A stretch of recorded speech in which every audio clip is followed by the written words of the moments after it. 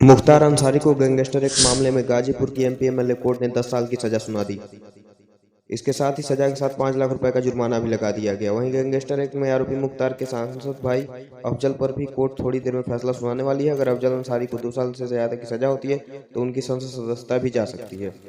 Gangster act का मामला 2007 में कृष्णानंद राय की हत्या के 2 साल बाद पुलिस ने दर्ज किया था।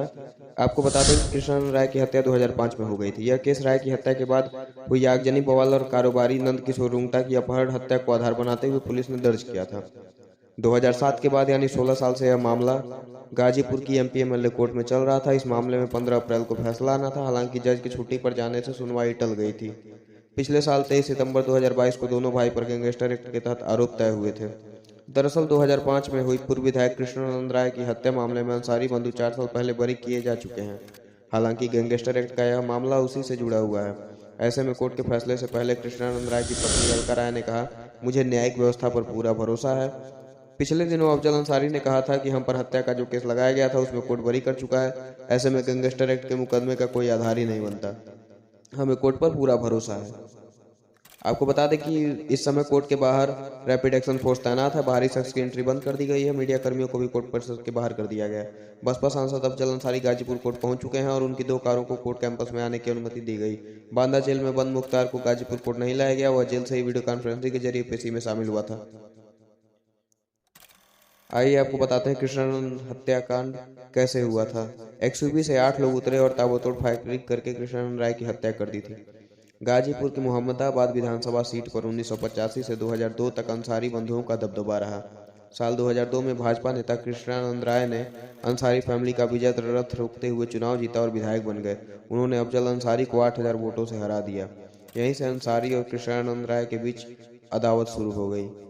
चुनाव जीतने के बाद 3 साल बाद 29 नवंबर 2005 को बीजेपी विधायक राय एक क्रिकेट टूर्नामेंट का उद्घाटन करने जा रहे थे। टूर्नामेंट पास के गांव में ही था, इसलिए वे बुलेट प्रूफ गाड़ी की जगह सामान्य वाहन से चले गए। यहां से जब वो लौटने लगे तब भांवरकोल की बसनिया पुलिया के पास एसयूवी गाड़ी उनकी गाड़ी के सामने आकर खड़ी हो गई। विधायक और उनके साथी कुछ समझ पाते इससे पहले ही एसयूवी से 8 लोग उतरे और ताबड़तोड़ फायरिंग शुरू कर दी। AK-47 से तकरीबन 500 राउंड फायरिंग की गई। विधायक और उनके साथी गाड़ी पर सवार 6 लोग और गाड़ी भी छलनी हो गई। विधायक कृष्णानंद राय समेत 7 शवों को जब पोस्टमार्टम हुआ तो सभी के शरीर से कुल 67 बुलेट मिली। मृतकों में विधायक के अलावा मोहम्मदाबाद के पूर्व ब्लॉक प्रमुख श्याम शंकर राय, भंवरकोल ब्लॉक के मंडल अध्यक्ष रमेश राय, अखिलेश राय, शेषनाथ पटेल, मुन्ना यादव और उनके अंगरक्षक निर्भय नारायण उपाध्याय थे। इस हत्याकांड के बाद पूरा पूर्वांचल दहल उठा। विधायक के समर्थक तोड़फोड़ पर उतर आए, जमकर आगजनी हुई। विधायक की पत्नी अलका राय ने मुख्तार अफजल अंसारी के अलावा मुन्ना बजरंगी समेत अन्य कई के खिलाफ केस दर्ज करा दिया। अलका चाहती थी कि इस वारदात की जांच सीबीआई करे। कुछ दिन तक सीबीआई ने केस की जांच भी की, लेकिन फिर केस छोड़ दिया। हत्याकांड के विरोध में राजनाथ सिंह ने चंदौली में धरना दिया था।